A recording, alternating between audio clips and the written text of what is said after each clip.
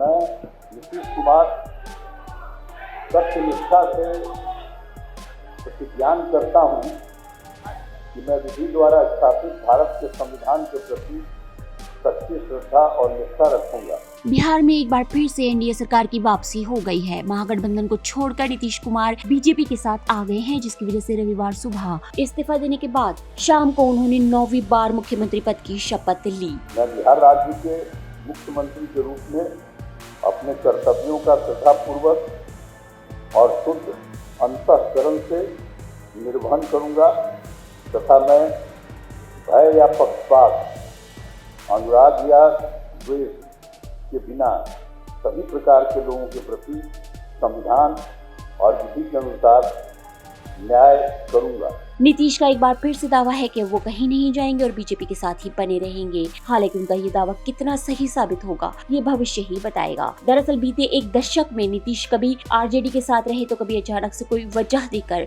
फिर से बीजेपी के नेतृत्व वाले एनडीए में शामिल हो गए। ऐसे में जब इस बार फिर से नीतीश के बीजेपी के साथ सरकार बनाने की अटकलें लगने लगी तो बीजेपी के भीतर से ही नाराजगी के सुर उठने लगे। केंद्रीय मंत्री गिरिराज सिंह से लेकर पार्टी के तमाम नेताओं ने खुलेआम नीतीश का विरोध किया, लेकिन आलाकमान के फैसले की वजह से आखिरकार बिहार में जेडीयू और बीजेपी का गठबंधन हो ही गया। नीतीश बीजेपी के लिए जितनी बड़ी जरूरत है उतनी ही बीजेपी की मजबूरी भी है। राजनीतिक जानकारों की माने तो इस बार बीजेपी और जेडीयू का गठबंधन अगले साल होने वाले विधानसभा चुनाव से ज्यादा चंद महीनों बाद होने वाले लोकसभा चुनाव की जरूरतों को ध्यान में रखते हुए किया गया है। आम चुनाव में अब महज 3 महीने का समय बाकी है और बीजेपी का टारगेट 400 से ज्यादा सीटें जीतने का है। उत्तर भारत के तमाम राज्यों में बीजेपी काफी ज्यादा मजबूत बनी हुई है, लेकिन बिहार में जनता दल यू के महागठबंधन में चले जाने की वजह से बीजेपी के लिए टेंशन खड़ी हो गई थी। बिहार में पिछले लोकसभा चुनाव में जेडीयू और बीजेपी ने मिलकर चुनाव लड़ा था, जिसमें एनडीए ने कुल 40 में से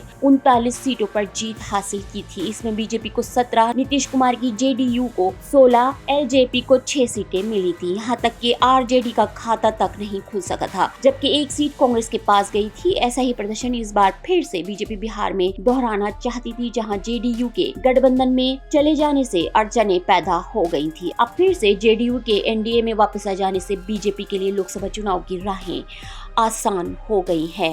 नीतीश कुमार के बीजेपी से गठबंधन करने से न सिर्फ एनडीए को मजबूती मिलेगी, बल्कि विपक्षी गठबंधन इंडिया अलायंस को भी बड़ा झटका लगा है।